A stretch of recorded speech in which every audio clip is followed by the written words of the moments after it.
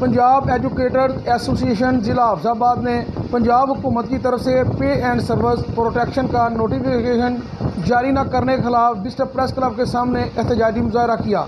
बाद फुहारा चौक तक एहतजाजी रैली निकाली गई।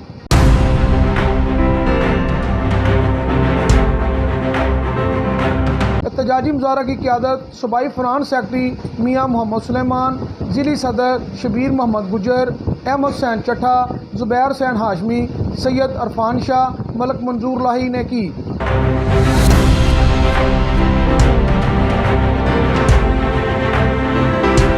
इस मौका पर इन रहनुमाओं ने कहा, अगर हुकूमत ने पे एंड सर्विस प्रोटेक्शन का नोटिफिकेशन जारी ना किया तो अगले मरहला में 19 अक्टूबर को लाहौर वज़ीर आला हाउस और 12 नवंबर को चेयरमैन PTI इमरान खान की रिहाइशगाह बनी गाला के बाहर एहतजाजी मुजाहरा किया जाएगा